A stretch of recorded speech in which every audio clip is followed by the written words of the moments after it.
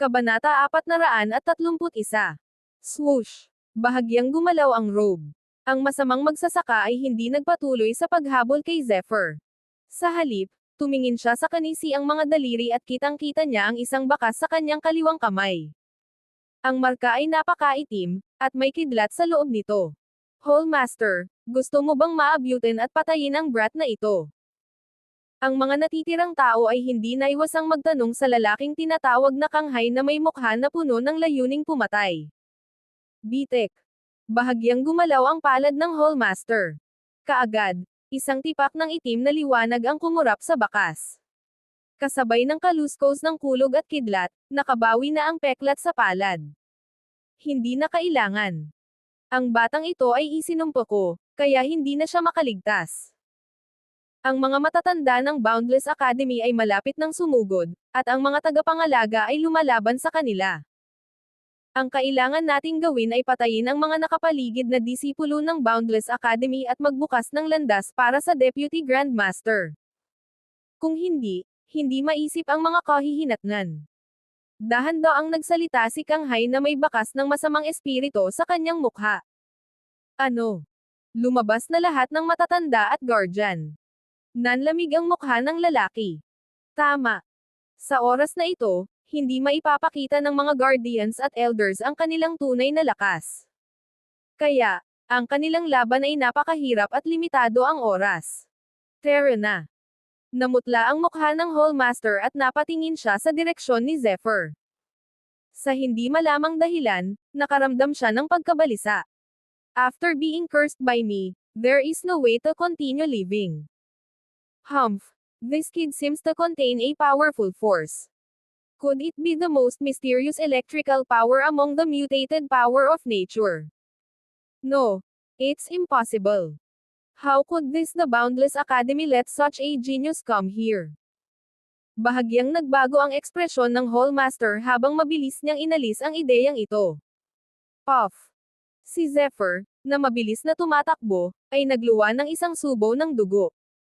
Sa oras na ito, ang kanyang mukha ay kumikibot, at isang malakas na puwersa ng kasamaan ay tila nabuo sa kanyang katawan. Ang makapangyarihang masamang kapangyarihang ito ay nagdala ng hindi maisip na mapangwasak na kapangyarihan. Ngunit sa sobrang sakit, nanginginig ang kanyang mga kalamnan. Okay, bilisan mo bumalik. Sa pagmamadali, nagsimulang bumilis si Zephyr. Gayunpaman, unti-unting nanigas ang kanyang katawan. Hahaha. Ang hot talaga ng figure ng babaeng disipulong ito. Oo, hindi ko akalain na ganito pala kaganda ang swerte natin.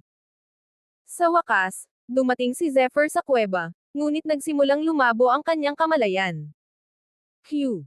Gayunpaman, sa sandaling ito, dalawang figure ang lumitaw. Magwala ka.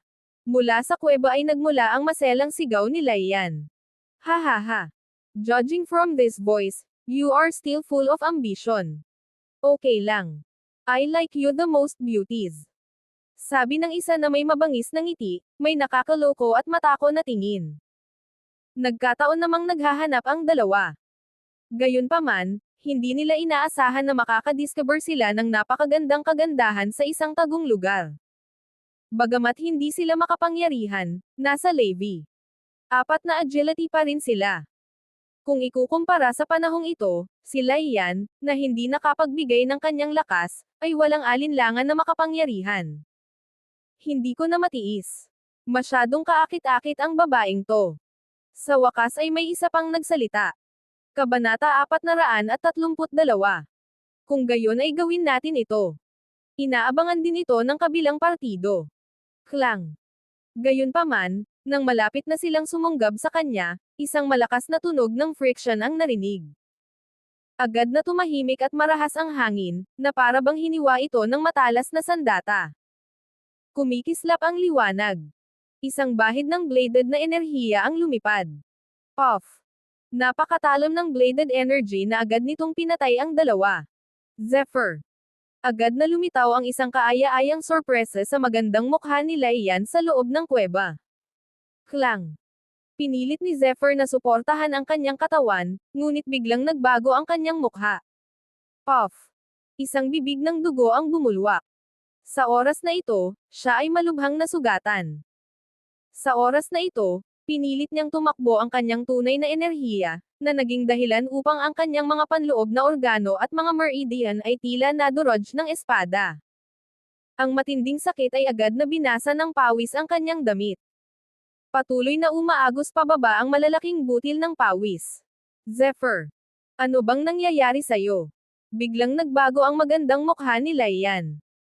Sa oras na ito, unti-unti siyang nakabawi ng lakas at nagpumiglas na tumayo at tumakbo patungo kay Zephyr. Ito ay. Nang makita niya ang malagim na peklat sa likod ni Zephyr, hindi napigilan ni Laian na mabigla. Bagamat si Mo Chenglin ay natalo ni Zephyr Khan, sa laban, ang mga kalamnan sa kanyang likod ay naputol. Sa oras na ito, mayroong isang madugong gulo sa kanyang likod, na mukhang kakilakilabot. Ayos lang ako. Walang ganang sabi ni Zephyr. Sa oras na ito, kailangan niyang magtanim sa lalong madaling panahon. I have ta. Bilisan mo mag-reply. Napabuntong hininga si Zephyr. Isang masamang kapangyarihan ang kumakalat sa kanyang katawan. Parang nilamon siya ng buo ng kapangyarihan. Pumasok na tayo sa loob. Huwag hayaang may makakita sa atin. Halos hindi makahinga si Zephyr. Okay. Tumanggo si Laian bilang pagsang-ayon. Napakalaki ng kuweba na hindi inaasahan ni isa sa kanila na magiging ganito kalaki. Isa pa, napakatahimik sa loob. Bilang karagdagan, ang lokasyon dito ay medyo lihim, kaya ito ay mas ligtas. Matapos sumulong ng ilang milya, sa wakas ay hindi na nakayanan ni Zephyr. Bigla siyang nasubsob at napakros ang paa. Bitek. Narinig ang tunog ng pagkuskos at pagkabasag ng bakal. Buzz. Habang tumatakbo ang totoong enerhiya, nagsimulang mabuo ang mga mahiwagang ilaw sa likod ni Zephyr. Umuungol. Ang dagandong ay parang dagandong ng isang masamang dragon, at may masayang aura sa marahas na hiyawan. 5 higanteng anino ng dragon ang kumislap. Ang anino ng dragon ay bahagyang nakikita, na para bang ito ay totoo o ilusyon. Sa nalalapit, mabilis na lumawak ang mga ripple. Swoosh! Isang simple at walang palamuti na hiyas ang lumitaw sa kamay ni Zephyr Khan. Ang kristal na ito ay tila simple at walang palamuti, ngunit sa sandaling ito ay lumitaw, isang mapanglo na aura ang mabilis na pumuno sa paligid. Ito ba? Nang makita ang simple at walang palamuting hiyas na ito, biglang nanginig ang magandang mukha ni Laian. Sa kanyang katayuan at karanasan, natural na alam niya kung ano ang kinakatawan ng hiyas na ito. Ito ay isang inner elixir na may napakataas na antas. Ang ganitong uri ng aura ay hindi bababa sa antas ng isang rank 7 fierce beast. Paano kaya ang taong ito ay nagtataglay ng inner elixir ng isang rank 7 fierce beast? Sa gulat, hindi maiwasang magbago ang mga mata ni Laian. Kabanata 433. Iilan lamang sa mga senior executive ng Boundless Academy ang nakakaalam tungkol sa kanyang pagkakakilanlan. Bagamat hindi nila alam kung paano nalaman ang kabaong ng libingan, pangalawa lang ang usaping ito. Ang kanyang nagninangas na pulang magagandang mata ay unti-unting naging kasing lamig, habang ang malamig na liwanag ay patuloy na dumadaloy sa loob nito. Dahan-daang itinaas ni Laian ang kanyang kamay. Sa oras na ito, kahit na hindi siya nakabawi ng labis na lakas, tiwala siya na mapapatay niya ito sa isang hampas. Iniisip ang walang kabuluhang pag-uugali ni Zephyr sa kanya, lalo na ang kanyang kalusugan, halos makita siya ng maput na lalaki na ito. Sa pag-iisip nito, hindi niya napigil ang kagatin ang kanyang mga ngipin. Swoosh! Sa wakas ay ikanaway niya ang kanyang kamay. Ngunit nang wala pang isang talampakan ang layo niya sa ulo ni Zephyr, bigla itong tumigil. Phew! Bahagyang lumitaw ang apoy sa kanyang kamay.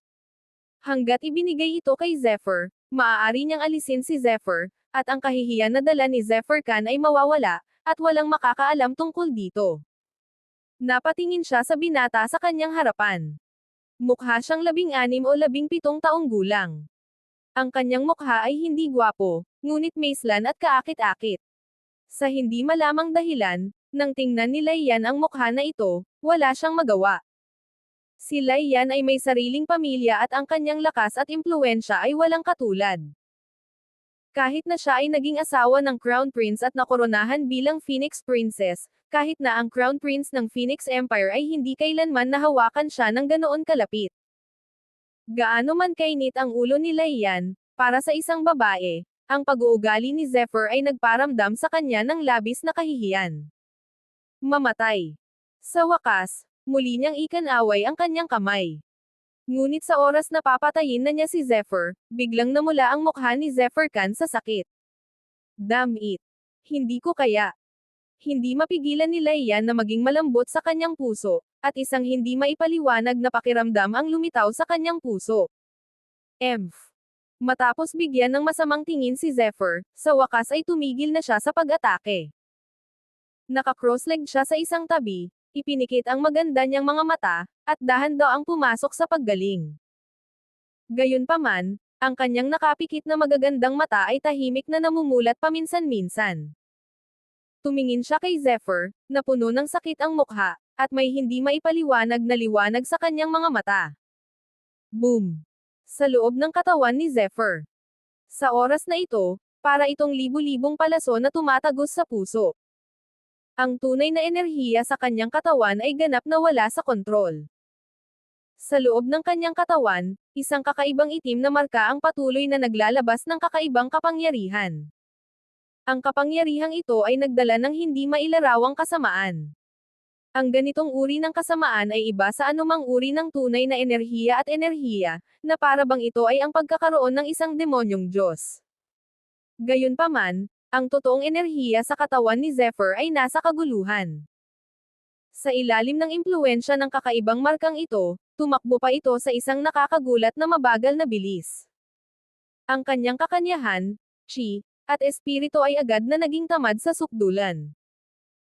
Ang itim na markang ito ay dapat na pinakawalan ng isang dalubhasa mula sa masamang magsasaka na nakasuot ng mahabang itim na kulay abo na damit. Hindi inaasahan na ito ay nagtataglay ng gayong mapanirang lakas. Nakakunot ang noo, nagsimulang mag-isip si Zephyr. Ang kapangyarihan ng itim na marka ay masyadong kakaiba. Sa aking kasalukuyang lakas, wala akong magagawa dito, maliban kung ang aking kaharian ay muling bumangon. Napaisip siya. Nanlaki ang mga mata ni Zephyr nang lumutang sa kanyang harapan ang inner elixir. Ito ay walang iba kundi ang inner elixir ng Dragon Lizard. Parang, kailangan ko ng kainin ngayon. Gumagalaw ang puso ni Zephyr habang tinitignan itong inner peel. Kaagad, ang inner peel ay lumitaw na nagtataglay ng espiritualidad habang ito ay mabilis na pumasok sa bibig ni Zephyr. Kabanata 434. Ito ang internal elixir ng beast. Ito ang pinakamakapangyarihang pinagmumulan ng katawan ng mabangis na hayop, ang pinagmumulan ng kapangyarihan at kakanyahan nito. Ang kapangyarihang nakapaloob sa loob ay masalimuot at marahas.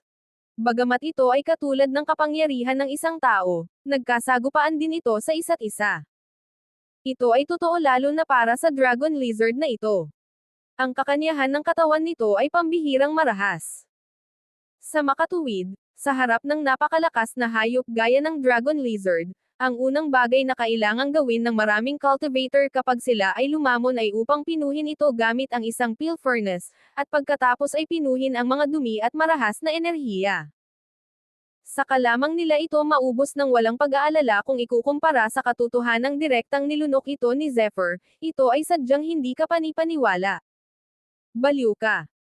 Si Lai Yan, na nakatayo sa gilid, sa wakas ay hindi napigil ang mapasigaw, idinilat niya ang kanyang magagandang mata. Akala niya ay dahan-daang lulunukin ni Zephyr ang inner elixir na ito, ngunit hindi niya inaasahan na lulunukin niya ito ng sabay-sabay. Ngunit sa oras na ito, hindi siya marinig ni Zephyr. Ito ay dahil sa sandaling pumasok ang inner elixir sa kanyang katawan. Isang napakalawak at walang kapantay na enerhiya ang sumambulat na parang isang gumugulong na bulkan. Ang malakas na aura na ito ay gumagalaw na parang apoy at agad na tumama sa bawat pulgada ng katawan ni Zephyr. Umuungol. Ang kanyang katawan ay parang pagan, at ang kanyang isip ay parang dragon. Bulong ni Zephyr sa sarili. Ang 5 kaliskis ng dragon sa kanyang katawan ay tila naamoy ang enerhiya ng dragon lizard. Kaagad, ang 5 anino ng dragon ay naging mas malinaw at mas malinaw sa likod ni Zephyr. Pinalibutan nito si Zephyr Khan na parang supreme furnace. Dahil sa kanyang isip, nabuksan ang tarangkahan ng karunungan. Ang 5 kaliskis ng dragon ay naging hugis ng isang dragon. Ang katawan ni Zephyr Khan ay naglabas ng isang sagradong aura.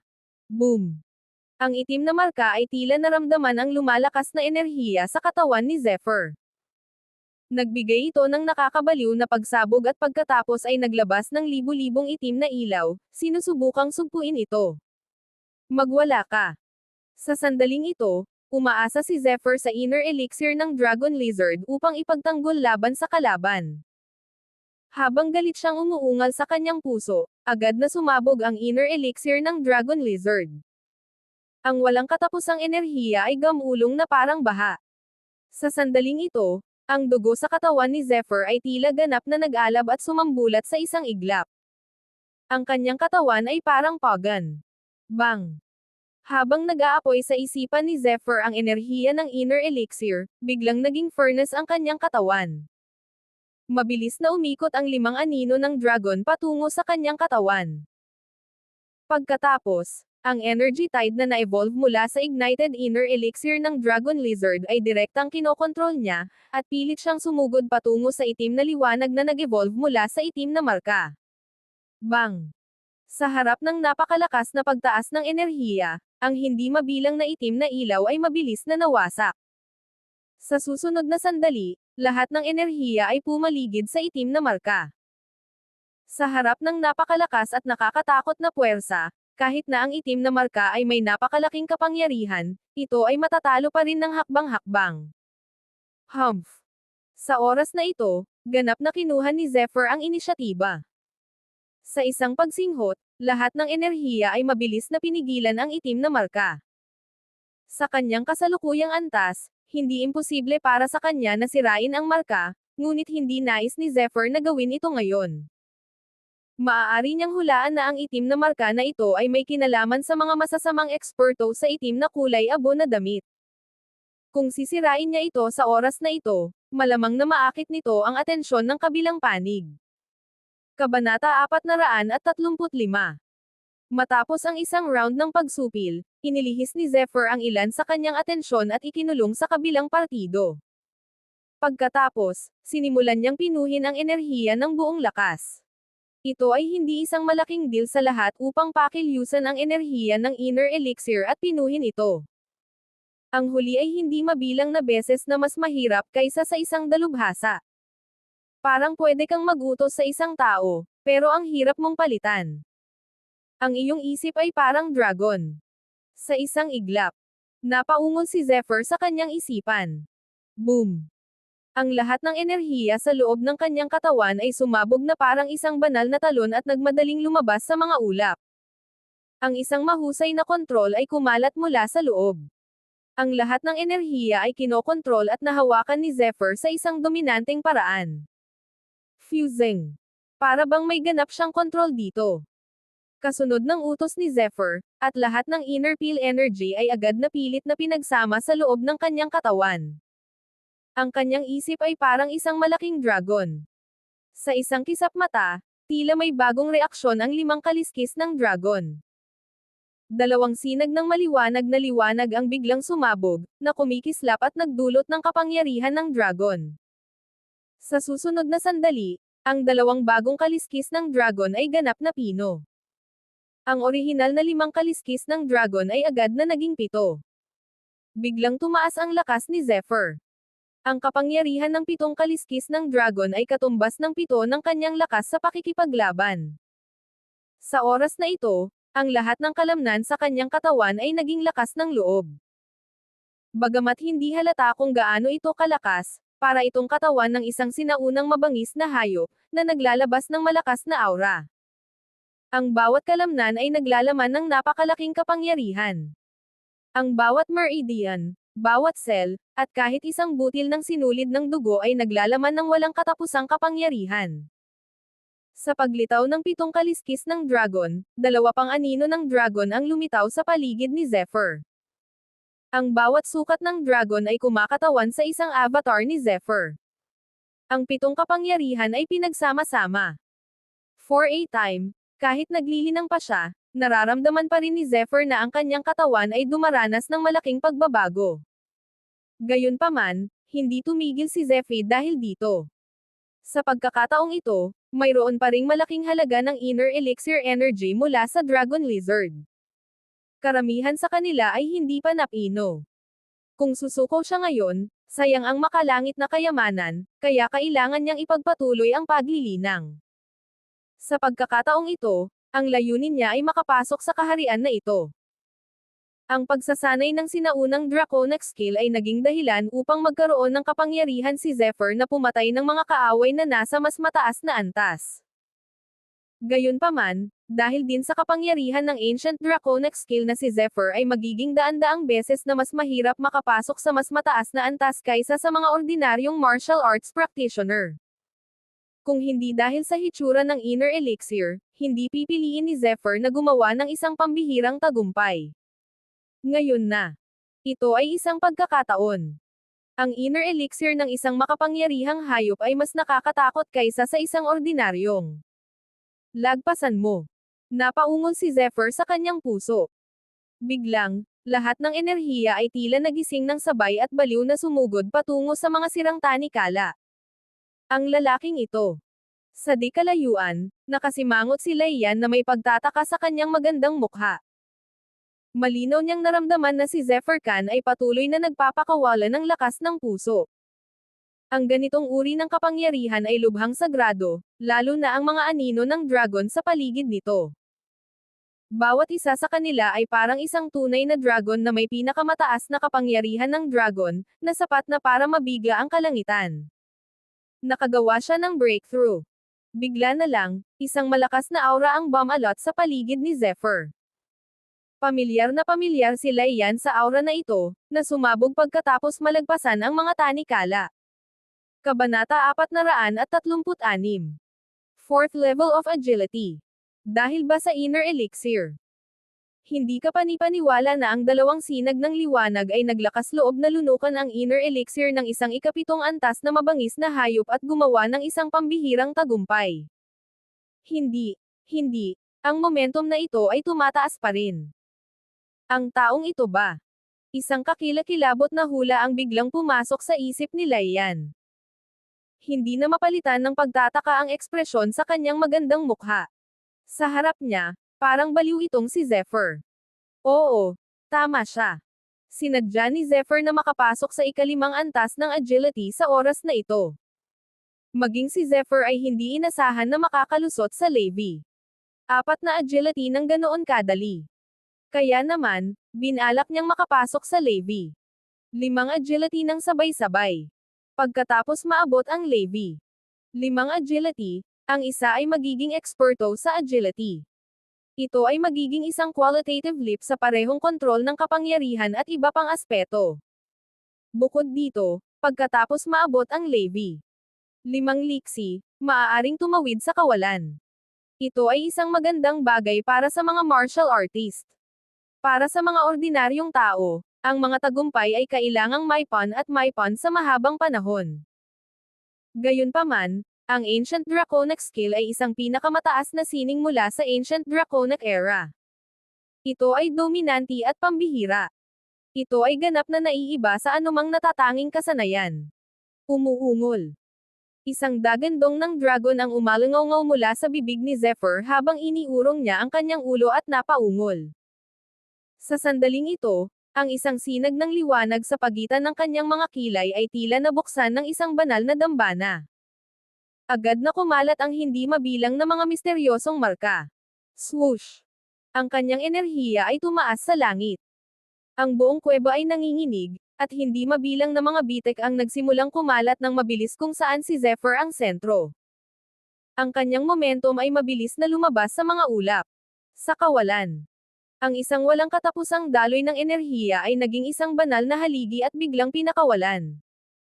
Sa isang sandali, ang banal na haligi ay gumalaw sa langit, na tila ito ay konektado sa mabangis na banal na haligi ng langit at lupa, na may dakilang kamahalan. Sa kabutihang palad, ang banal na haligi ay dumating at umalis ng mabilis. Sa sumunod na sandali, nawala ito ng walang bakas, at walang nakapansin. Gayunpaman, nagkaroon ng malaking pagbabago sa katawan ni Zephyr. Ang kanyang espiritual na dugo ay parang slurry, at ang kanyang momentum ay parang isang Diyos. Sa loob ng kanyang katawan, ang mga litid at meridian ay patuloy na dinadalisay at nilikha. Hindi mabilang na 4 na sinaunang simbolo ang pinalakas. Ang 4 na sinaunang simbolo na ito ay naglalaman ng malalim na kahulugan at walang hangganan. Para sa isang oras, ang bawat pulgada ng kanyang laman at dugo sa loob ng kanyang katawan ay tila natagos ng banal na liwanag. Unti-unting lumitaw sa kanyang puso ang isang malakas na pakiramdam ng kaliwanagan. Itong pakiramdam. Itong pakiramdam. Ungol ng ligaw si Zephyr sa kanyang puso. Bigla niyang hinawakan ang pakiramdam ng isang flash ng inspirasyon, pinakilos ang lahat ng lakas sa paligid niya, at mabangis na sumugod patungo sa isang tanikala. Boom! Ang kadena ay parang isang malaking pinto, na patuloy na naglalabas ng nakakatakot na mga hadlang sa harap ng enerhiya ni Zephyr. Isang malakas na dagandong ang umalangaw-ngaw.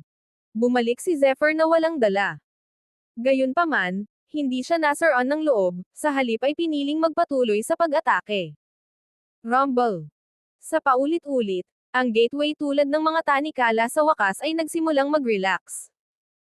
Gayunpaman, sa ganoong kalakas na pag-atake, ang mga butil ng dugo ay damanak na mula sa sulok ng bibig ni Zephyr.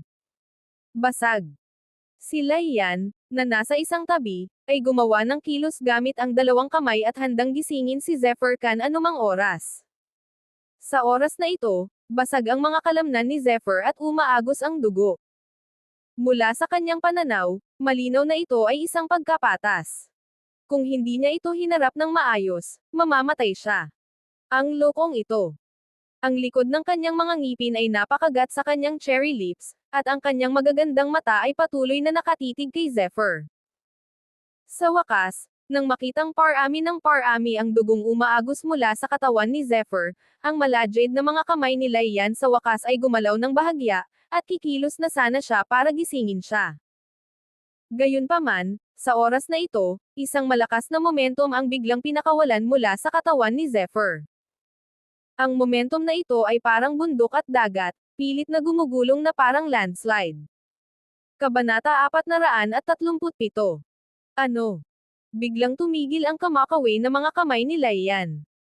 Nakatutok ang magagandang mata niya kay Zephyr na nasa harapan niya. Boom! Sumambulat ang banal na liwanag mula sa punit-punit na laman ni Zephyr. Para bang isang Diyos ang inalagaan sa loob ng katawan ni Zephyr. Ang kakilakilabot na ningning na iyon ay nagdala ng banal at marilag na pagbabago. Ang walang katapusang kapangyarihang nakapaloob sa katawan ni Zephyr ay nagsanib. Sa ilalim ng kontrol ni Zephyr, na may walang kapantay na lakas, tumawid ito sa kawalan at sumugod patungo sa parang gateway ng mga tanikala. Bang! Sa todong pag-atake na ito, biglang nanginig ng malakas ang katawan ni Zephyr. Isang hindi maipaliwanag na pakiramdam ang kumalat sa buong katawan niya. Malawak ang dagat at ang mga ibon ay lumilipad ng mataas sa langit. Iyan ang naramdaman ngayon ni Zephyr. Habang ang kadena ay direktang naputol, ang mga daloy ng enerhiya ay nagsimulang mapuno. Ibigay mo sa akin.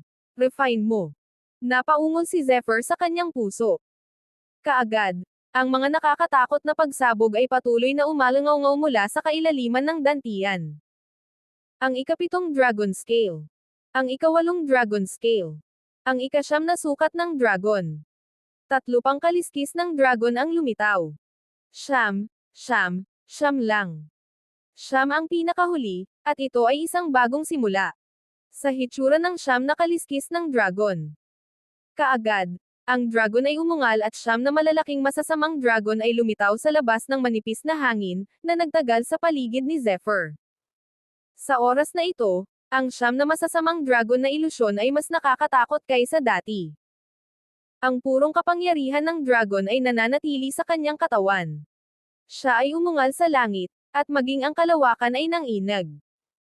Sa kailaliman ng orihinal na tahimik na kuweba, tila nagkaroon ng isang kakilakilabot na bagyo na nagsimulang kumalat kung saan si Zephyr ang sentro. Ikalimang antas. Ang mga tanikala ng ikalimang antas ng agility ay sa wakas ay naputol ni Zephyr. Pagkatapos, tila hindi na siya kayang pigilan ng primordial energy. Habang kumikislap ang siyam na anino ng dragon, ang lahat ng numa sa kalawakan ay pilit na nilamon at isinama sa katawan ni Zephyr. Ano sa lupa ang nililinang ng Zephyr Khan na ito? Kasabay nito, ang kanyang magandang mukha ay puno ng takot. Sa oras na ito, gumaling siya hindi lamang dahil sa kanyang malakas na paglilinang, kundi dahil din sa kapal ng numa sa kuweba, na parang langit. Ang Rave, which wa heaven. Gayunpaman, ang panunupil na puwersa na inilabas mula sa katawan ni Zephyr sa sandaling ito ay talagang nagdulot sa kanya ng isang nakakatakot na banta. Hindi talaga maisip ni Laiyan. Nasa Levi. Siyam na agility siya. Kahit na ang Zephyr na ito ay nakalusot sa Levi. 5 agility at maging eksperto sa agility, hindi ito magiging banta sa kanya. Teka. Mo Chenglin. Biglang naisip muli ni Laiyan si Mo Chenglin. Hindi nagtagal, hinabol ni Mo Chenglin si Zephyr, ngunit nang maglaon, si Zephyr lang ang nakabalik. Sa ilang sandali, isang nakakatakot na kaisipan ang lumitaw sa kanyang isipan. Hindi man niya matanggap ang ideyang ito, wala siyang ibang magagawa kundi tanggapin iyon. Malamang na si Mo Chenglin ay papatayin ni Zephyr. Saglit, naramdaman ni Laiyan na ang binata sa kanyang harapan ay tila may dalang lupa makabasag na mga lihim. Swoosh, swoosh, swoosh. Mabilis na gumalaw ang mga kamay ni Zephyr. Nagsimulang bumilis ang siyam na anino ng dragon. Ang tunay na enerhiya sa loob ng kanyang katawan ay nagsimulang patuloy na aktibo. Pabilis ng pabilis ang takbo niya. Habang lumalakas ang kanyang lakas, tumaas din ang misteryosong marka sa pagitan ng kanyang mga kilay. Swoosh! Sa wakas, pagkatapos ng kalahating araw ng paglilinang. Sa wakas ay binuksan ni Zephyr ang kanyang mga mata. Sa oras na ito, ang kanyang mga mata ay naglalabas ng isang uri ng kristal na ningning, na kasing lalim ng malawak na universo. Napapaligiran siya ng hangin at ulap, na para siyang nasa lambak. Kabanata 438. Kung ang orihinal na Zephyr ay isang divine sword, kung gayon siya ay naging isang sinaunang kalawang na talam. Bagamat natatakpan ito ng kalawang, sa sandaling kumilos siya, sapat na ang banal na liwanag upang maipaliwanag ang lahat. Ito ba ang pakiramdam ng Levi? 5 agility.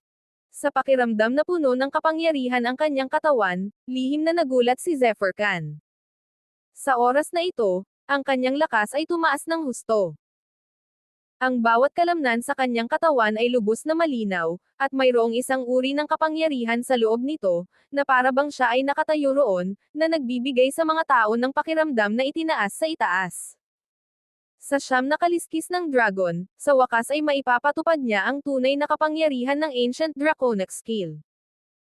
Pagkatapos lamang maabot ang antas ng siyam na kaliskis ng dragon, tunay niyang naiintindihan ang tunay na kahulugan ng paglusob sa 10,000 ginto ng may puwersa.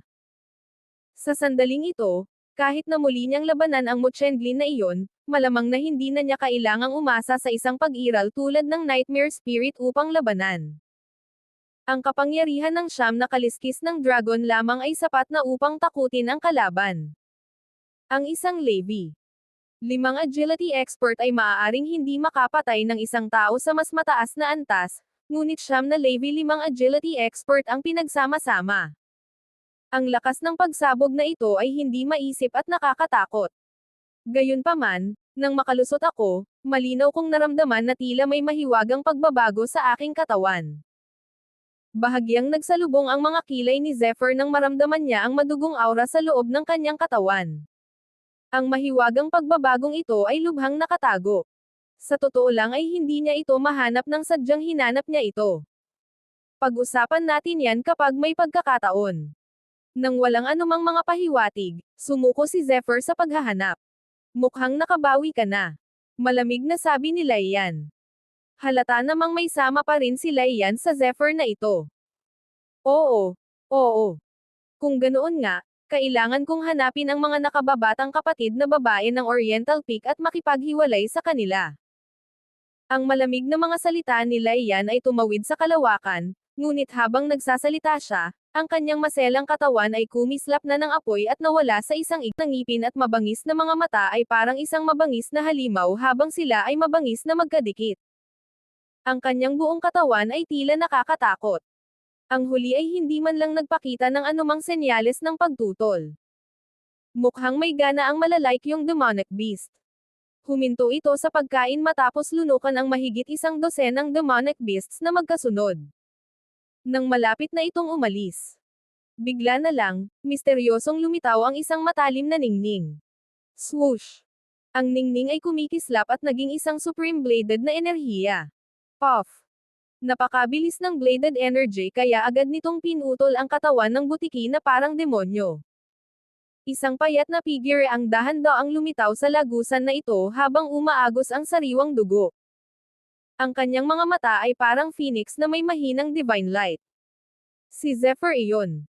Kabanata 440. Hinanap ko siya hanggang sa matahimik.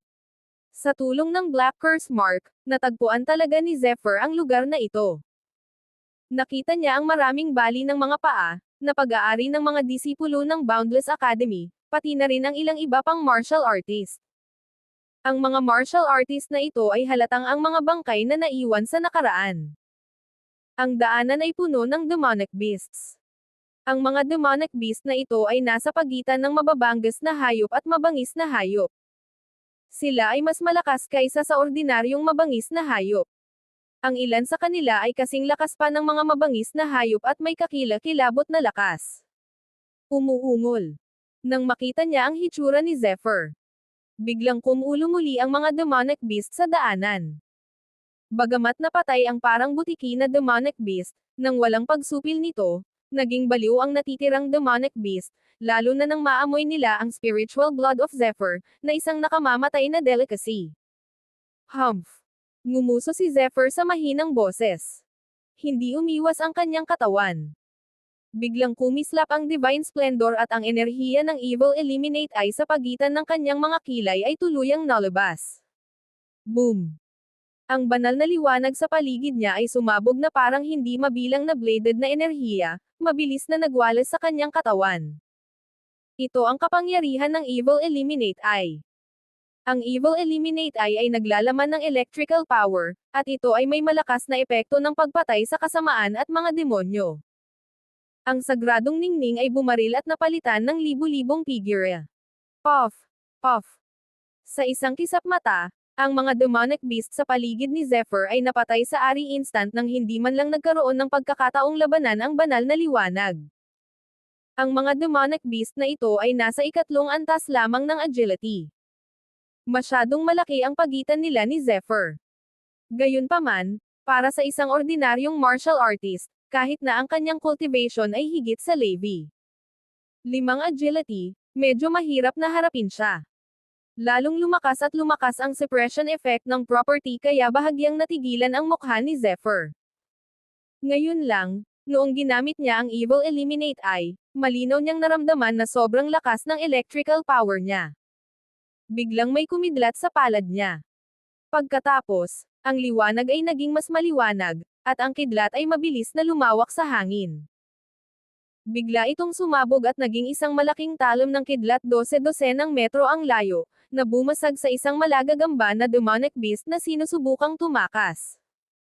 Ang talon ng kidlat ay higit sa 10 metro ang haba, at ang ilaw dito ay halos nakikita. Mukhang ang aking pambihirang tagumpay sa pagkakataong ito ay hindi lamang madaragdagan ang aking paglilinang, kundi pati na rin ang aking electrical power. Bitek. Isang espada ang nahati sa daan. Sa oras na ito, na parang naramdaman ang kakilakilabot na pressure na inilabas ng Evil Eliminate Eye kay Zephyr, ang natitirang demonic beasts ay nagsimulang umiwas at hindi nang ahas na banggain ito. Iniligtas nito si Zephyr ng maraming problema. Dumaan lang dito ang dalubhasang nakasuot ng itim na damit. Naramdaman ang pagbabago-bago ng itim na marka ng sumpa sa kanyang katawan, gumawa si Zephyr ng isang tiyak na paghuhusga sa kanyang isip. Sa oras na ito, Nanginginig na ang itim na marka sa kanyang katawan. Kung hindi dahil sa malakas na kapangyarihan sa katawan ng kanyang Zephyr, baka nakatakas na siya. Malinaw na nasa malapit ang may-ari ng Black Curse Mark. Ang Evil Cultivator sa isang black-gray na robe ay dapat nasa Levi. 8 agility, at ang kanyang kakayahan ay hindi mahina. Kapag tayo ay lumaban, dapat kong tapusin ang labanan sa lalong madaling panahon. Alam ng kanyang kalaban ang curse skills, at kung gagamitin niya ito ay ganap na kakilakilabot.